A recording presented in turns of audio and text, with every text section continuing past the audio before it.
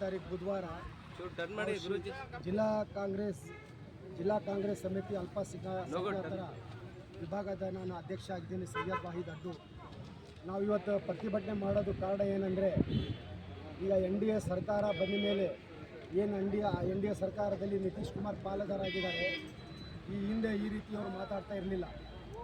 NDA ಸರ್ಕಾರದಲ್ಲಿ ಮರ್ಜಾದ ಮೇಲೆ ಅವ್ರು ಪದೇ ಅಲ್ಪಸಂಖ್ಯಾತರಿಗೆ, ಮಹಿಳೆಯರಿಗೆ, SC/ST ಜನರಿಗೆ ಎಲ್ಲರಿಗೆ ಅವಮಾನ ಮಾಡೋದು ಅವ್ರದ್ದೊಂದು ಅಭ್ಯಾಸ ಆಗಿಬಿಟ್ಟಿದೆ.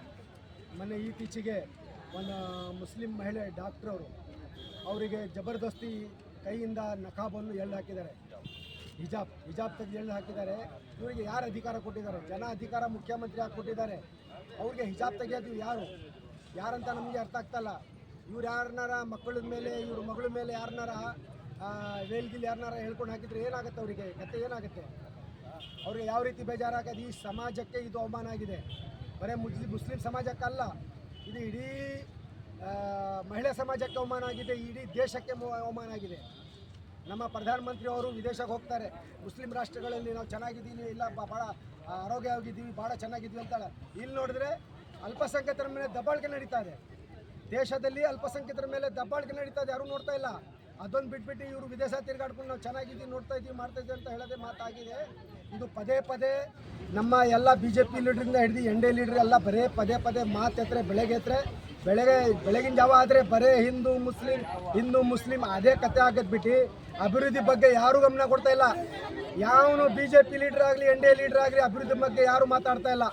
ಬರೇ ಮಾತಾಡಿದ್ರೆ ಹಿಂದೂ ಮುಸ್ಲಿಂ ಜನದ ವೇಷ ಬೀಜವನ್ನು ಉಂಟಾಗ್ತದೆ. ಈ ರಾಜಕೀಯ ಸರಿ ಇಲ್ಲ. ನಾವು ಹೇಳೋದೇನೆಂದರೆ, ನಿತೀಶ್ ಕುಮಾರ್ ಅವರು ಅವರು ಹಿಜಾಬ್ ತೆಗೆದು ಹಾಕಿದ್ದಾರೆ. ಕೂಡಲೇ ಅವ್ರ ಸ್ಥಾನಕ್ಕೆ ರಾಜೀನಾಮೆ ಕೊಡಬೇಕು. ಅಲ್ಲಾದರೆ ಆ ಮಹಿಳೆಗೆ ಅವರು ವೈಯಕ್ತಿಕವಾಗಿ ಕ್ಷಮೆ ಕೇಳಬೇಕು. ನನ್ನ ಕಡೆಯಿಂದ ತಪ್ಪಾಗಿದೆ ಅಂತ ಅಲ್ಲಿ ರಾಷ್ಟ್ರಪತಿಗೆ ನಾವು ಮನವಿ ಕೊಡ್ತಾ ಇದ್ದೀವಿ. ಇವತ್ತು ರಾಷ್ಟ್ರಪತಿಗೆ ಮನವಿ ಕೊಡ್ತಾ ಇದ್ದೀವಿ. ಅವ್ರು ವಜಾ ಮಾಡಿಸಿ ಮತ್ತು ಆ ಮಹಿಳೆಗೆ ಕ್ಷಮೆ ಕೇಳಬೇಕಂತ ನಾನು ಕೂತ್ಕೊಂತೀನಿ. ಅವ್ರು ಇಷ್ಟೇ ಹಿರಿಯ ವಯಸ್ಸವರು, ನಾವು ರೆಸ್ಪೆಕ್ಟ್ ಕೊಡ್ತೀವಿ. ಮುಖ್ಯಮಂತ್ರಿಗೂ ರೆಸ್ಪೆಕ್ಟ್ ಕೊಡ್ತೀವಿ, ಅವ್ರಿಗೂ ರೆಸ್ಪೆಕ್ಟ್ ಕೊಡ್ತೀವಿ.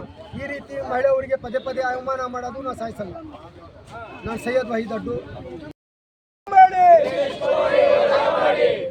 ಪದೇ ಅಲ್ಪಸಂಖ್ಯಾತರಿಗೆ ಟಾರ್ಗೆಟ್ ಮಾಡ್ತಾ ಇರುವ BJP ಸರ್ಕಾರಕ್ಕೆ, ಪದೇ ಅಲ್ಪಸಂಖ್ಯಾತರಿಗೆ ಟಾರ್ಗೆಟ್ ಮಾಡ್ತಾ ಇರುವ NDA ಸರ್ಕಾರಕ್ಕೆ, ಅಲ್ಪಸಂಖ್ಯಾತರ ವಿರೋಧಿ BJP ಸರ್ಕಾರಕ್ಕೆ, ನಾಲಾಯಕ ಮುಖ್ಯಮಂತ್ರಿ ನಿತೀಶ್ ಕುಮಾರಿಗೆ, ನಾಲಾಯಕ ಮುಖ್ಯಮಂತ್ರಿ ನಿತೀಶ್ ಕುಮಾರಿಗೆ ಅಯ್ಯಯ್ಯೋ